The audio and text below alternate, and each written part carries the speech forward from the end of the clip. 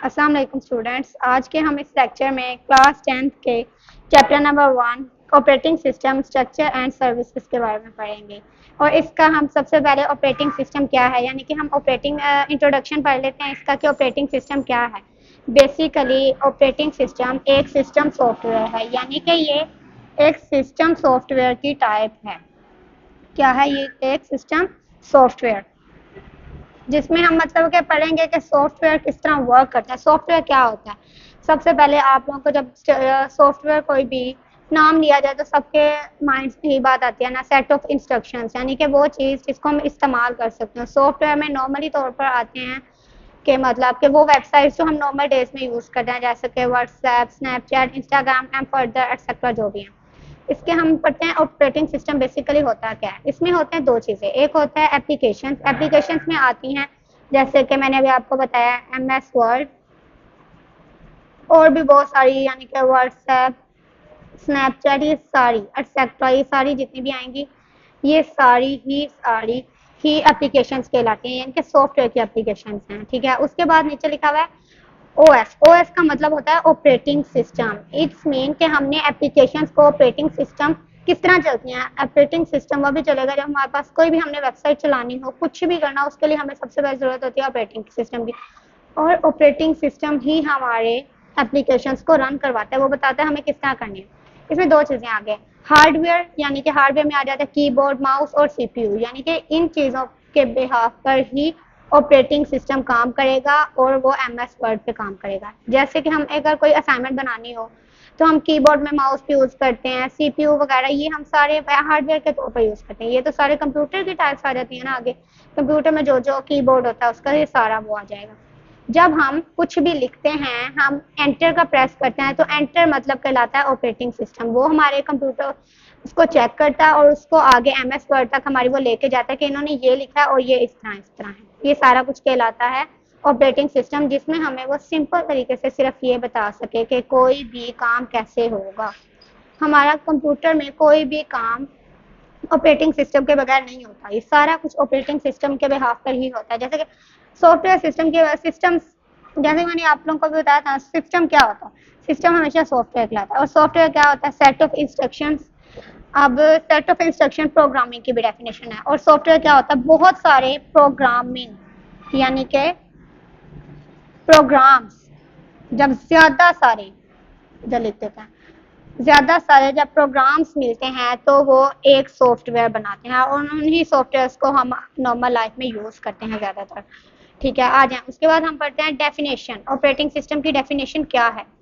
Operating system is a type of system. मैं जैसे मैंने आप लोगों को बताया ऑपरेटिंग सिस्टम क्या है। ऑपरेटिंग सिस्टम एक सॉफ्टवेयर सिस्टम की टाइप ही है।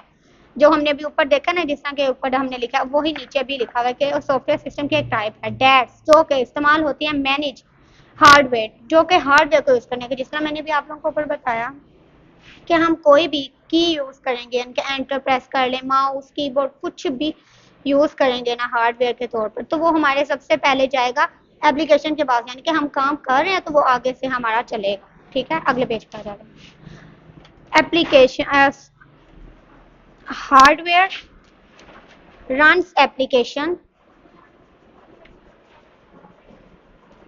हार्डवेयर रन्स एप्लीकेशन सॉफ्टवेयर, यानी कि इसी के बिहाफ पे ही उन हार्डवेयर के बिहाफ पे ही हम सॉफ्टवेयर को चला सकते हैं। जब तक हम कोई की प्रेस नहीं करेंगे, कुछ नहीं एंटर करेंगे, तो हमारा जो एप्लीकेशन भी काम नहीं करेगी।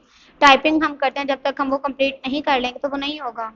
और उसके बाद है runs application software provide a user interface, यानी कि ये सब कुछ यूजर ही करता है। एक इंसान ही सब कुछ करेगा तो सॉफ्टवेयर को हम इंसान यूज करेंगे। ठीक है, एक इंसान सॉफ्टवेयर का यूज करेगा, सॉफ्टवेयर को किस तरह यूज करेगा? हार्डवेयर के जरिए, क्योंकि हम माउस वगैरह, सेल फोन्स वगैरह कुछ भी यूज करते हैं, वो सारा कुछ हम उसके अंदर जो चीजें यूज करते हैं वो सब कुछ सॉफ्टवेयर कहलाता है। इसमें मैंने इसकी एग्जांपल लिखी हुई हैं।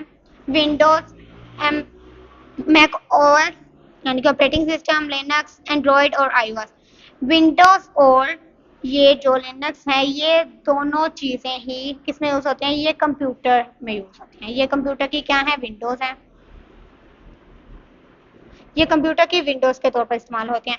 और ये इसमें आ जाते हैं हमारे एप्पल के फ़ोन, जो कि हम मतलब कि एप्पल के जितने भी फ़ोन होंगे ना, इधर लिख लेते हैं एप्पल फोन्स। एप्पल्स के फ़ोन में एप्पल के फ़ोन्स का अपना ही ऑपरेटिंग सिस्टम होता है। ये इसमें एप्पल आ जाएगा, इसमें आईफोन्स यूज़र आ जाते हैं और इसमें एंड्रॉयड। इन सब में ही ऑपरेटिंग सिस्टम यूज़ होता है क्योंकि ये सब कुछ ऑपरेटिंग सिस्टम के बिना नहीं चल सकते।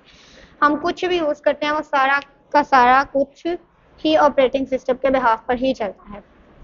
ठीक है, उसके बाद आगे आ जाए operating system as the central system controller के वो मतलब कि किस तरह कंट्रोल करता है हमारे सिस्टम को। हमारे सिस्टम जो चल रहा होता है ऑपरेटिंग सिस्टम उसको वो किस तरह हमारे मैनेज करता है सब चीज़ों को, इसमें हम ये पढ़ेंगे। इसका फर्स्ट पॉइंट मैंने बनाया ट्रैफिक कंट्रोल फॉर कंप्यूटर। मतलब कंप्यूटर की कोई भी ट्रैफिक होगी, जस्ट आई कौन सा डाटा रखना है, कौन सा नहीं, कौन सी वेबसाइट सही है, कौन सी नहीं सही, ये सब कुछ हमें यही बताता है कि हम मतलब कि अगर आप लोग वर्ड में कुछ लिख रहे हैं कभी कभी एरर आ जाता है तो वो यही हमें बताता है कि ये नहीं ठीक और ये ठीक है। ठीक है, उसके बाद आ जाए decides which last task should be at first.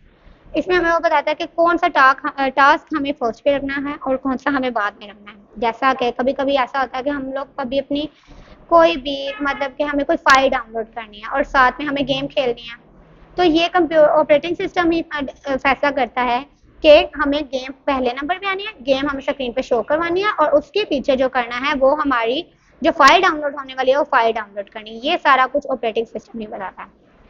और उसके बाद आ जाता है how computer memory is use कि कंप्यूटर मेमोरी को हमने किस तरह यूज करना है। यानी कि अब हम कंप्यूटर मेमोरी को हमेशा बाइट्स में इस्तेमाल किया जाता है, ये है। अब ये पहला फिल हो गया, ठीक है, ये दूसरा भी फिल हो गया, आगे वो हमें बता देगा पहले से ही कि आप लोगों के पास इतनी मेमोरी रह गई है और वो इतनी इतनी बाइट्स की है तो आपने इस तरह यूज करनी। वो सारा कुछ हमें कौन बताता है? Operating system. और इसमें अगला नेक्स्ट पार्ट आ जाता है, इसका पॉइंट है विच डिवाइस शुड बी एक्टिव। और वो हमें ये भी बताता है कि हमें कौन सी डिवाइस यूज करनी है, कौन सी नहीं करनी, कौन सी चीज़ सही है, कौन सी नहीं। एमएस पे हम कोई भी अगर फाइल डाउन मतलब कि एमएस का मैंने बना लिया, अब मैं उसको फाइल को सेव कर दिया, ठीक है, अब मैंने एक और बनाई वो भी उसकी तरह किया, तो वो पहले डिसाइड करेगा डिवाइस, उसको वो देखेगा कि कौन सी उसने एक्टिव करवाने की मुझे चाहिए, वो कौन सी मुझे शो करवाएगा, कौन सी नहीं शो करवाएगा। ये सारा कुछ ऑपरेटिंग सिस्टम ही फैसला करता है, इसके बगैर हम कंप्यूटर नहीं चला सकते। उसके बाद आ जाता है role in user hardware interaction के इसका हार्डवेयर यूजर जो पर्सन होते हैं वो हार्डवेयर के साथ किस तरह इंटरेक्ट हो सकते हैं। इसका आ जाता है operating system acts as a translator. ये एक ट्रांसलेटर के तौर पर इस्तेमाल होता है। ट्रांसलेटर क्या होता है? ट्रांसलेटर वही होता है जो एक चीज को दूसरी चीज में कन्वर्ट कर दे। जिस तरह के अब इसकी एग्जांपल है, अगर एक चाइनीज है और एक उर्दू मतलब है, दो लोग हैं ये आपस में बात करना चाह रहे हैं, अब चाइनीज को उर्दू नहीं आती, उर्दू को चाइनीज नहीं आती, तो इन दोनों में से फिर कोई तीसरा आएगा जिसको दोनों आते हैं, तो वो एक दूसरे के साथ रब्ता करवाएंगे। मतलब कोई वो चाइनीज को उर्दू का बताएगा कि वो ये पूछ रहा है और उर्दू का चाइनीज वाला बताएगा कि ये पूछ रहा है। इसी तरह ही क्योंकि हमारे कंप्यूटर में ना ज्यादातर, अब अगर मैंने कंप्यूटर में ए लिख दिया क्योंकि कंप्यूटर तो एक ही लैंग्वेज समझता ही नहीं है, वो सिर्फ और सिर्फ बाइनरी लैंग्वेज समझता है। कंप्यूटर हमेशा बाइनरी लैंग्वेज में ही होता है, ठीक है, क्योंकि कंप्यूटर हमारी नॉर्मल लैंग्वेजेस यूज नहीं सुन सकता, उसको नहीं समझ आती। क्योंकि जब हम की ए प्रेस करेंगे तो वो खुद ही उसमें इतना ट्रांसलेटर होता है, हम जिस अब उसको क्लिक करेंगे या कुछ भी टाइप करेंगे तो वो खुद ही उसको चेंज कर देता है बाइनरी फॉर्म में। जैसे कि ए सबको पता है ए बाइनरी में कन्वर्ट हो कुछ और हो जाएगा, ए की वैल्यू बाइनरी में चेंज हो जाती है, तो वो इसी तरह ही सारा वो खुद ही करता है सेट कि उसको ए हम कोई भी की चलाएंगे उसको उसने किस तरह वर्क करना है किस तरह नहीं, ये सब कुछ कौन फैसला करता है? ये सिर्फ एक ऑपरेटिंग सिस्टम ही फैसला करता है। ठीक है, उसके बाद आगे है topic responsible in multi user and task.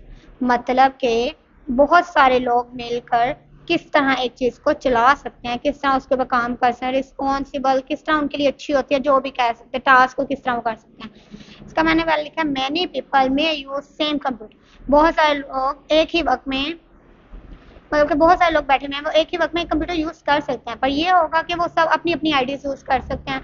जैसा कि हम आजकल के में जीमेल एक बनी हुई है, ठीक है, मेरी अपनी जीमेल है, बाकी सबकी एक एक अलग अलग जीमेल होगी, तो वो लोग सब इस तरह करेंगे कि वो एक ही कंप्यूटर यूज कर लेंगे।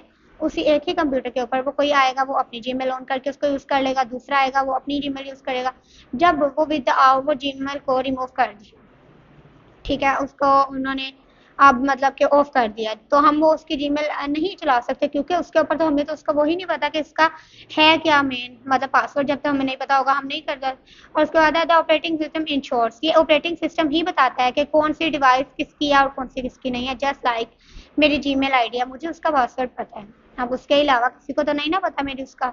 तो इस बिहाफ पे वो काम करता है कि वो मेरी जीमेल आईडी को जब तक मैं पासवर्ड नहीं लगाऊंगी वो वर्क नहीं करेगा सही तरीके से। ठीक है, उसके बाद आगे आ जाते हैं। उसके बाद आगे है इसी के पॉइंट्स आगे बनना है, मैनेजमेंट ऑफ सेपरेट अकाउंट। जैसा कि हमने बताया कि वो सेपरेट सेपरेट अकाउंट करेगा, हम सब अपने अलग अलग अकाउंट्स बनाएंगे और उसको यूज कर सकते हैं। उसके बाद है फाइल एंड इन्फो प्राइवेट, कि आपकी जो फाइल्स होंगी वो दूसरों के साथ शेयर नहीं करेगा और दूसरों की फाइल्स वो आपके साथ शेयर नहीं करेगा, वो सबकी फाइल्स प्राइवेट ही रहेंगी उसके अंदर। दूसरा शेयर्स कंप्यूटर रिसोर्सेज फेयरली, वो कंप्यूटर रिसोर्सेज जो होंगे वो बहुत तेजी से काम करेंगे कि मेरी जीमेल है उसको रिमूव होने के बाद नेक्स्ट की पर्सन की जीमेल भी जब वो आएगा वो लगाएगा तो नॉर्मल तरीके से उसकी भी हो जाएगी, इसमें भी उसको कोई इशू नहीं आएगा, बहुत जल्द उसका ये हो जाएगा। उसके बाद है प्रोटेक्शन फ्रॉम अनऑथोराइज एक्सेस, के कोई भी किसी भी इंसान के कोई डाटा होगा कुछ भी उसके अंदर उसके पिक्स हो जाए, जीमेल में बहुत कुछ कुछ भी हो जाए वो उसको अनऑथोराइज हो कि कुछ भी गलत हो या सही हो वो उसको किसी दूसरे के साथ शेयर नहीं करेगा। मेरा जो डाटा होगा वो मेरे पास ही आएगा, वो कोई और मेरे डाटा को यूज नहीं कर सकता। ठीक है, उसके बाद आगे है creating and managing user account. ये वही बात हो गई कि हम अपने डाटा अकाउंट्स को क्रिएट कैसे करें और उसको मैनेज कैसे करें। इसका है operating system allows separate accounts for users. जैसा कि भी हमने ऊपर बात किया इसके बारे में कि हम अपने अकाउंट एक ही कंप्यूटर को यूज करते हुए अलग अलग अपने अकाउंट यूज बना सकते हैं कि मेरा जीमेल अलग है उसका जीमेल अलग है, सब कुछ हम लोग एक ही वक्त में बहुत सारा कुछ कर सकते हैं। इसकी मैंने एग्जांपल लिखी हुई है लैब कंप्यूटर्स। लैब कंप्यूटर में होता है कि जिस तरह अब बच्चे जाते हैं स्कूल्स में, हम लोग जाते हैं मोस्टली लैब्स में, तो देखते हैं बहुत सारे बच्चों के ऊपर एक ही चल रहा होता है, तो वो इसी तरह उसको मैनेज करते हैं कि एक ही सेपरेट अकाउंट सबको देते हैं और कंप्यूटर एक ही तरीके से चल रहा होता है, क्योंकि एक कंप्यूटर को दूसरे के साथ अटैच किया हो या कुछ भी सब बच्चे एक को यूज कर लें तो सबका। अब मैं अगर कोई प्रोग्राम कर रही हूँ, ठीक है, वो मैंने कर लिया, अब जो नेक्स्ट आएगा तो वो नेक्स्ट को नई वाली ओपन करके देगा, मतलब फाइल उसके लिए न्यू ओपन करेगा।